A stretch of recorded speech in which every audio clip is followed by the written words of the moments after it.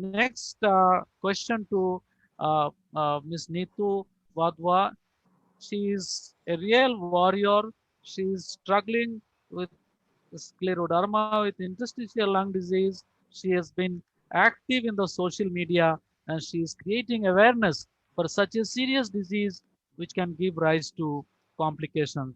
Neetu, please share with the audience and all of us what are the difficulties misconceptions and misguidance you had in the beginning when you were being diagnosed with Sjogren's scleroderma? Thank you, Dr. Handa, for having me over here and represent the scleroderma patient community in India. As Vachas has already mentioned in my introduction, I am the co-founder of Scleroderma India. And while having our interactions with patients on Facebook, WhatsApp, and calls in group or one-on-one, come across few incidents where patients or other warriors have beliefs that are quite far from modern medicine. And we as patient leaders have been working with individual patients or groups to bust those myths in our capacity. So the first point which I want to highlight is scleroderma as a name itself.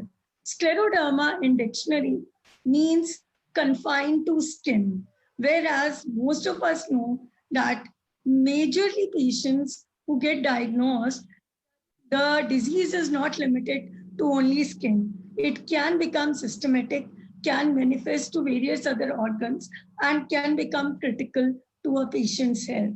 The quality of life really impacted. So what happens when most of the patients get diagnosed? They visit dermatologists, and most of the dermatologists in India, they start treating those patients. And as a result of that, patient is not able to get best of the treatment available. We have an example of a beautiful young lady with us who was pretty young in her college when she was diagnosed. But her treatment, when started with dermatologist, she was not able to get best of the treatment protocols.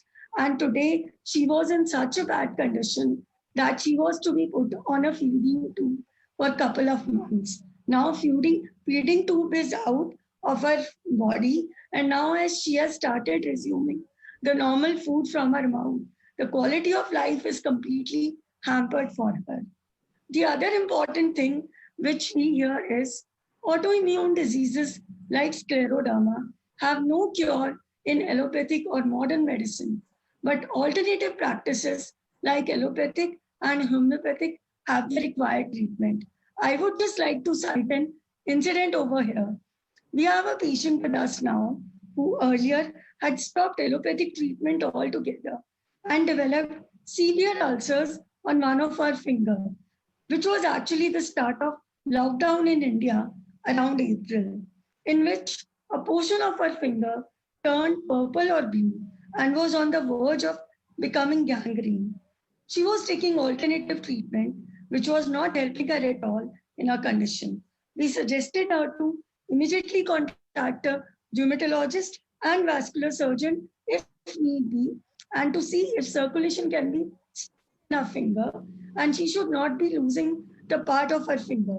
She got in touch with vascular surgeon, went to rheumatologist also. The part of her finger was saved, and thankfully she was saved from developing a gangrene. The point which I'm trying to make here is the cures which alternative healers are advising are natural things which anyways were present even 100 years before or so. So, sir, these are the two common myths which we face when we are dealing with patients of scleroderma.